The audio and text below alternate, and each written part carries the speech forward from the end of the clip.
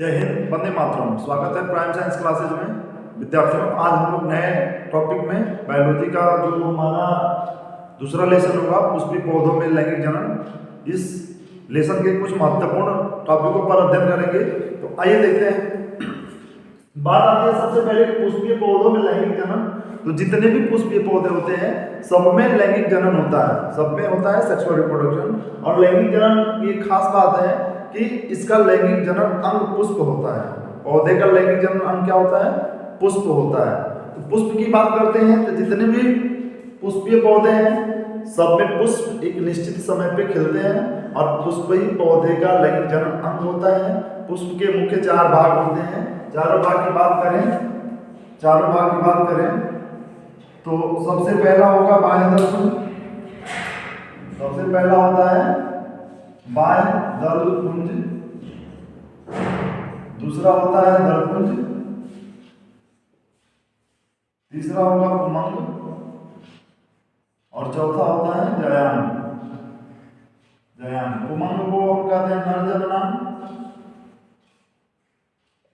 नर जननांग और जयान को कहते हैं मादा जननांग। मादा जननांग के स्त्री केसर और इसको कहते हैं पुंकेसर। एक पार्ट को पुंकेसर कहते हैं। पुंकेसर के मुख्य दो भाग होते हैं। एक तो होता है परागकोश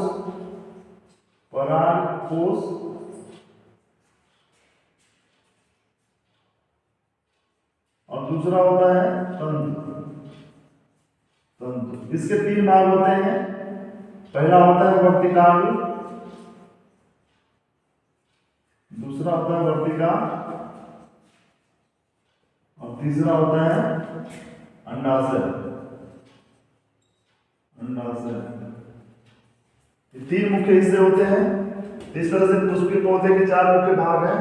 बाह्य दल पुंज पुष्प का सबसे बाहरी भाग होता है जो पुष्प कली के रूप में रहता है, वो उसको सुरक्षा देने का काम करता है, हरे रंग का होता है। ठीक, उसके बाद से दूसरा लेयर आते हैं तो दलपुंज कहलाता है। और दलपुंज पुष्प का रंगीन हिस्सा होता है। जो पंखुड़ियां होती हैं वह पुष्प का रंगीन हिस्सा होता है जिसे हम कहते हैं दलपुंज। यह भी पौधे को पुष्प की सुरक्षा देता है और परागण में महत्वपूर्ण भूमिका निभाता है। जैसे कीट रंगीन भाग को देख करके पुष्प की ओर आकर्षित होते हैं और जब आकर्षित होंगे तो कीड़े आएंगे पुष्प पे तो परागण कराते हैं। अभी हम आगे डिस्कस करेंगे कि परागण क्या होता है। ठीक है, उसके बाद से होता है पुमंग यानी नर जननांग। यह एक फिलामेंट लाइक स्ट्रक्चर होता है इस तरह से कुछ, और इसके दो लोब होते हैं। इसके कितने लोब होते हैं? दो लोब होते हैं।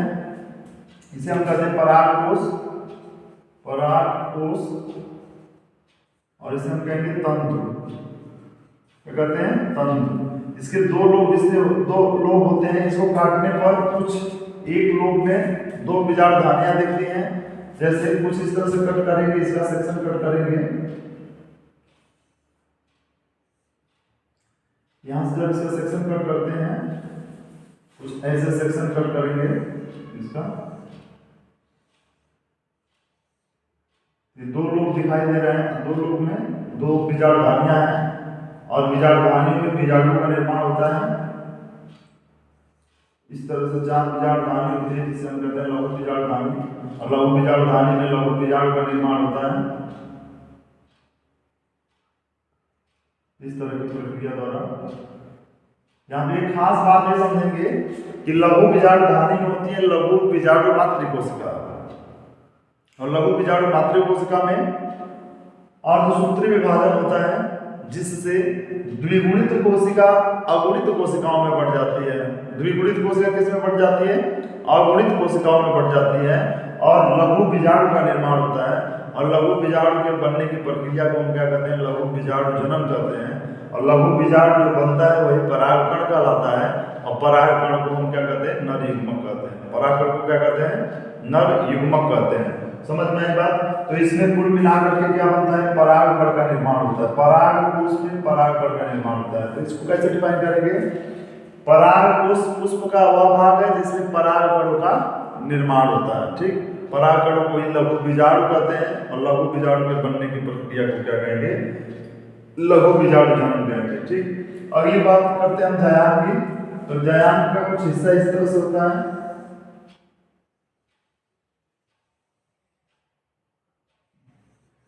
जायान का कुछ हिस्सा इस तरह से होता है। ठीक, और यह एक नीचे होता है पुष्पासन जिसमें यह स्थित रहता है। ठीक,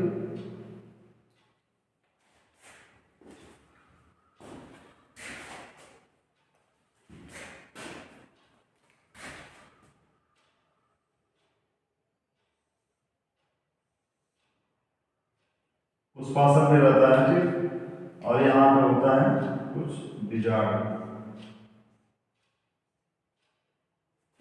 ये होगा पुष्प का फीमेल पार्ट। और फीमेल पार्ट के कुल 3 हिस्से हमें बताया है। पहला है वर्तिकाग्र, वर्तिकाग्र, दूसरा है वर्तिका और तीसरा है अंडाशय, अंडाशय।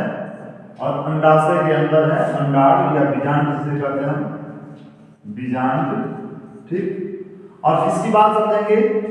यह एक लंबी पतली संरचना होती है जिसका ऊपर का हिस्सा तस्तरी नुमा होता है और यहाँ पे कुछ म्यूसिलेज पदार्थ होते हैं जो म्यूसिलेज यहाँ पे स्रावित होते हैं, परागकणों को चिपकने में महत्वपूर्ण भूमिका निभाते हैं। यहीं से रस और मकरंद निकलता है। तो कीड़े क्या करते हैं, कीटे क्या करते हैं, उसको अपना भोजन बनाते हैं। तो परागकण, यदि किसी पराग से परागकण यहाँ आएगा तो ये रुक जाएगा और फिर यहाँ से एक पराग नली बनेगी, एक पराग नली बनेगी और पराग नली के द्वारा परागकण कहाँ जाएगा, बीजांड के पास जाएगा। ठीक है, ये वर्तिकाग्र है, ये पतली लंबी संरचना होती है और पुष्प का निचला हिस्सा यानी वर्तिकाग्र स्त्रीकेसर का निचला हिस्सा फूला हुआ होता है और इसी के अंदर होते हैं बीजांड। और बीजांड में ही गुरु बीजाणु का निर्माण होता है। इसमें होती है गुरु बीजाणु मातृकोशिका और गुरु बीजाणु मातृकोशिका में अर्धसूत्री विभाजन होता है और अर्धसूत्री विभाजन के कारण यहाँ पे गुरु बीजाणु का निर्माण होता है। गुरु बीजाणु हैप्लॉइड होता है यानी अगुणित होता है, वो सूत्रों की संख्या आधी होती है। एक गुरु बीजाणु बनता है और उसके में निषेचन के कारण यहाँ पे क्या बनता है, जाइगोट बनता है और जाइगोट से ही फल और बीज का विकास होता है। इस तरह से नए पौधे की उत्पत्ति होती है। तो इतनी सारी बातें आपके एग्जाम के लिए बहुत ही महत्वपूर्ण है। फिर से 4 टॉपिक एक बार बताते हैं। बायोधर्म पुष्प की रक्षा करता है, भोजन भी प्राप्त करता है क्योंकि ये हरे रंग का होता है, प्रकाश संश्लेषण क्रिया द्वारा अपना भोजन स्वयं बना लेता है। ठीक है, दूसरा है पुष्प का रंगीन हिस्सा और रंगीन होने के कारण ये कीड़ों को यह कीट पतंगों को अपनी ओर आकर्षित करता है क्योंकि इसके अंदर चटकीले रंग होते हैं, मकरंद होते हैं।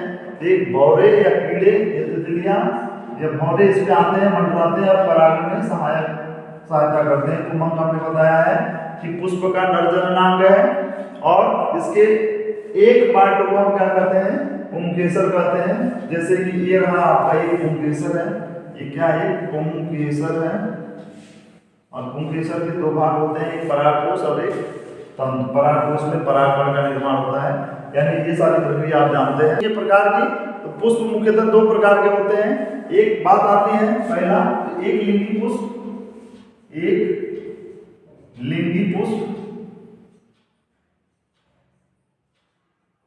और दूसरा आता है द्विलिंगी पुष्प।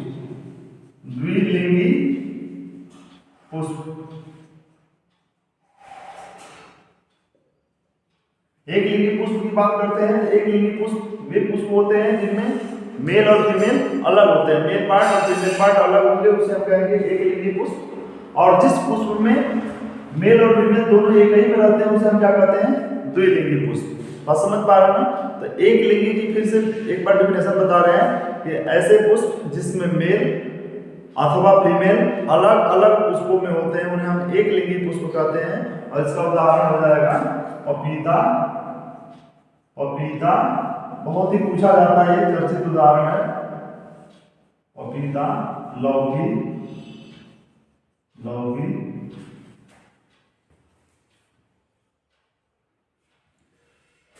हमने बताया पपीता, लौकी, तरबूज, तरबूज इत्यादि।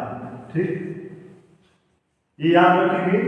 ये अक्सर 1 नंबर के क्वेश्चन में पूछ दिए जाते हैं। और ऐसे पुष्प जिसमें एक ही में नर भी हो और मादा जन्मांग भी हो उसे हम क्या कहते हैं? द्विलिंगी पुष्प कहते हैं। तो द्विलिंगी पुष्प के अनेक उदाहरण है, ठीक है। इसमें आ जाएगा आपका गुड़हल, मटर, चना, सरसों,